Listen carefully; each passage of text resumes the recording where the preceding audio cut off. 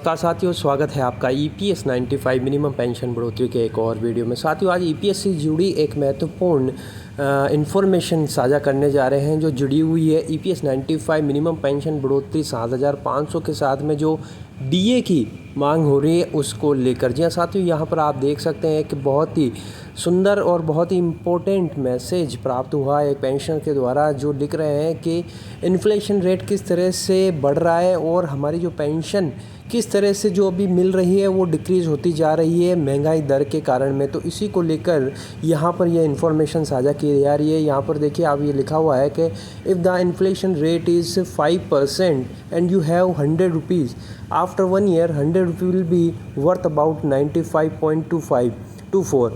इन्होंने इसका कैलकुलेशन भी यहाँ पर करके दिखाया है in terms of current purchasing power. तो यहाँ पर ये कह रहे हैं कि जिस तरह से इन्फ्लेशन रेट यानी महंगाई दर हर साल बढ़ती है और अगर उसको 5% माना जाए तो अगर आज आपके पास में 100 रुपये हैं तो एक साल बाद में उसकी वैल्यू 95.24 रुपये ही रह जाएगी किसी भी चीज़ को ख़रीदने को लेकर।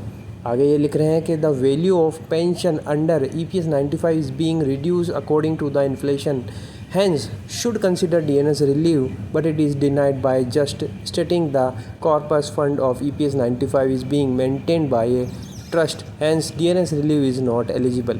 तो यहाँ पर ये कह रहे हैं कि इस कैलकुलेशन को अगर देखें, महंगाई दर को देखें, तो जो EPS 95 पेंशन हमें एक फ़िक्स मिल रही है वो लगातार इन्फ्लेशन के कारण में उसकी जो परचेजिंग पावर है वो घटती चली जा रही है। और जिसकी जो डीए की मांग हम कर रहे हैं, EPS 95 पेंशन कर रहे हैं, वो बिल्कुल जायज़ है, लेकिन लगातार सरकार इसको मना करती है ये, और कॉर्पस फंड जो डिफिसिट में है उसका हवाला देते हुए लगातार इस मांग को ठुकराया जा रहा है। Government should consider to change the IPS 95 corpus fund from trust to government to get DNS relief to pensioner under EPS 95। तो यहाँ पर ये कह रहे हैं कि गवर्नमेंट को जल्दी से जल्दी EPS 95 कॉर्पोरेट फंड से इसे गवर्नमेंट के फंड में कन्वर्ट कर दिया जाना चाहिए, और जो DNS अलाउंस है वो मिनिमम पेंशन बढ़ोतरी के साथ में भी देना चाहिए ताकि पेंशनरों को उनका हक मिल सके। और इन्फ्लेशन रेट जो लगातार 5% 6% से बढ़ रही है उसको पेंशनर्स मीट कर सकें और साल दर साल उसको देखते हुए अपना गुजारा भत्ता कर सकें।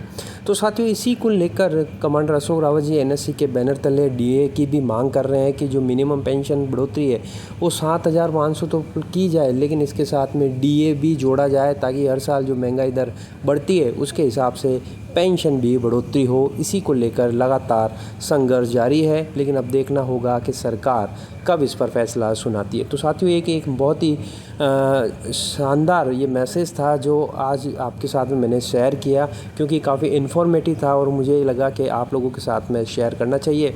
तो आप इस बारे में क्या सोचते हैं, आपकी राय कमेंट बॉक्स में ज़रूर बताइएगा। वीडियो अगर आपको अच्छा लगा तो लाइक शेयर ज़रूर कर दिए। तो फिर मिलते हैं, तब तक के लिए अपना ख्याल रखिए। जय हिंद, जय भारत।